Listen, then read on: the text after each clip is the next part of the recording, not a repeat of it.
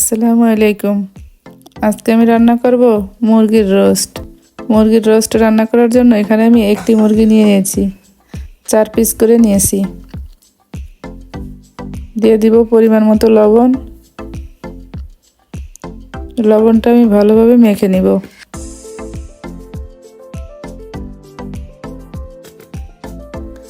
এবার রোস্টের মশলাটা আমি রেডি করে নেব। এখানে আমি নিয়ে নিয়েছি 2 টুকরো দারুচিনি, সবুজ এলাচ, স্টার এলাচ, জয়ত্রী, জয়ফল, কালো গোলমরিচ, সাদা গোলমরিচ, বড় একটা কালো এলাচ, লবঙ্গ।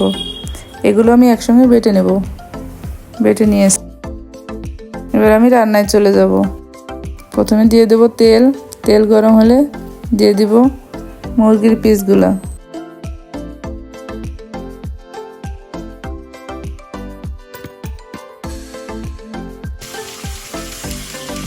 মুরগির পিসগুলো আমি ভেজে নিব।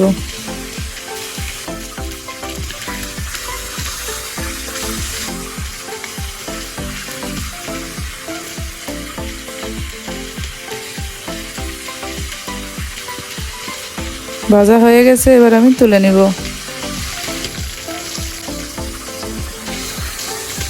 এই তেলেই পেঁয়াজ বেরেস্তা করে নিব।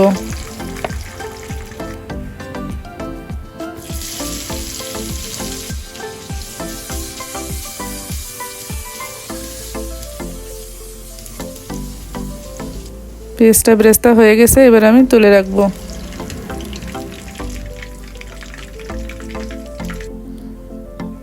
দিব দারুচিনি ও এলাচ, তেজপাতা দিব। ঘ্রাণ ছেড়ে আসা পর্যন্ত একটু ভেজে নিব। এবার দিয়ে দেব পেঁয়াজ কুচি। পেঁয়াজটা আমি খুব বেশি ভাজবো না, হালকা ভেজে নেব। দিয়ে দেব পেঁয়াজ বাটা, রসুন বাটা, জিরা বাটা, আদা বাটা। কাঁচা গন্ধ চলে যাওয়া পর্যন্ত ভেজে নেব।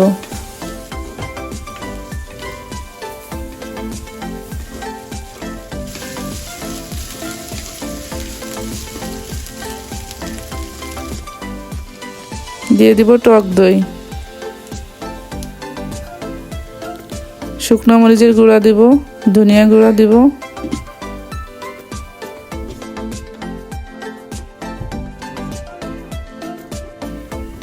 একটু কষিয়ে নিব।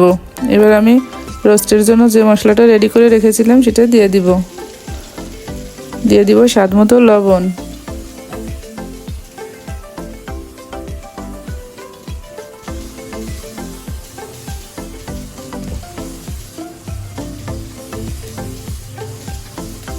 কষানো হয়ে গেছে, এবার আমি ভেজে রাখা মুরগিগুলো দিয়ে দিব।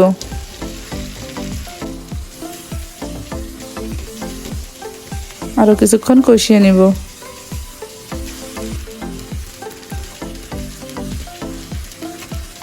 কষানো হয়ে গেছে, এবার আমি পানি দিয়ে দিব।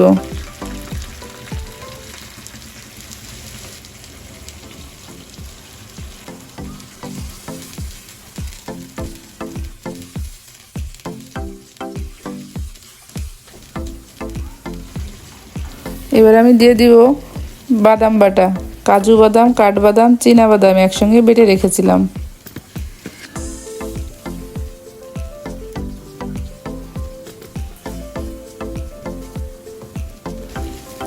এবার ঢেকে কিছুক্ষণ রান্না করে নিব।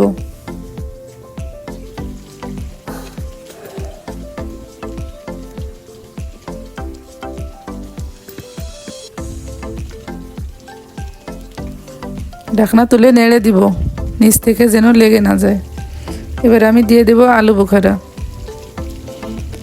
আর দিব টমেটো সস।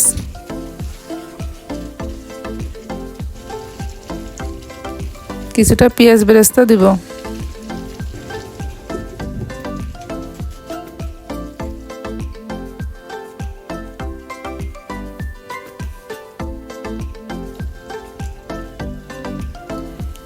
কয়েকটা কাঁচামরিচ দেব।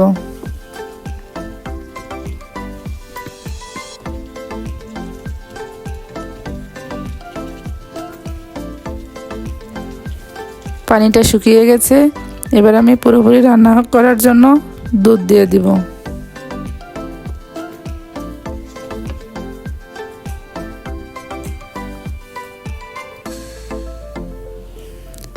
ঢেকে কিছুক্ষণ রান্না করে নিব।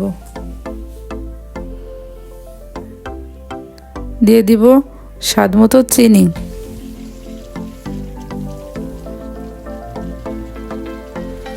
রান্নাটা হয়ে গেছে, এবার আমি দিয়ে দেবো ঘি।